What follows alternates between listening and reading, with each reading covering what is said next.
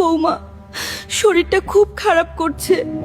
হালকা বাজারে গেলে আমার বুকের ব্যথার ওষুধটা আনতে বইলো তো মা। সারাদিন শুধু ওষুধ আর ওষুধ। আমাদের টাকাগুলো সব এই বুড়ির পিছনেই গেল। মরেও না বুড়ি, শুধু জ্বালাতে জানে। আমি বাজারে যাচ্ছি।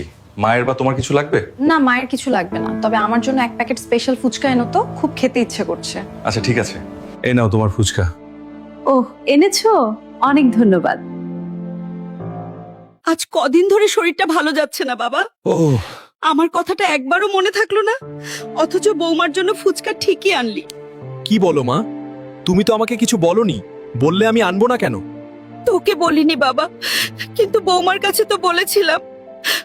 আমি বুঝি এখন সবার জন্য বোঝা হয়ে গেছি। আমাকে যদি ঝামেলা মনে হয় বাবা, তাহলে একদিন বৃদ্ধাশ্রমে রেখে আসিস। ছি মা, তুমি আমার মা, তুমি কেন বোঝা হবে? আমি এখনই তোমার ওষুধ এনে দিচ্ছি। রিনা, আমি যাওয়ার সময় জিজ্ঞেস করেছিলাম মায়ের কিছু লাগবে কিনা, তুমি তখন কিছু বলনি কেন? মানে আসলে আমি ভুলে গিয়েছিলাম, কাজের চাপে তখন মাথায় ছিল না। কিসের কাজের চাপ? সারাক্ষণ তো দেখি ফোন চালাও। আমার মায়ের গুরুত্ব কি এতটাই কম যে এটা ভুলে গেলে? গত মাসে তোমার বাবার জন্য টাকা পাঠাতে তো 1 সেকেন্ডও দেরি করনি রিনা। তখন কি ভুলে গিয়েছিলে?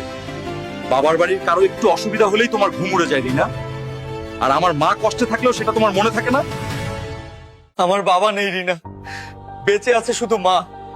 এই একটা মানুষকে একটু ভালো রাখবো, সেটাও কি তোমার সহ্য হয় না? বাড়ির বউয়ের মনে যদি হিংসা ঢুকে যায়, সংসার টেকে না রিনা। যার মনে দয়া নেই, তার ঘরে কোনোদিন শান্তি আসে না। আমি সারাদিন বাইরে থাকি রিনা, রুজি রোজগারের চাপে থাকি। মা ও বাবার পাশে সবসময় থাকা আমার পক্ষে সম্ভব হয় না।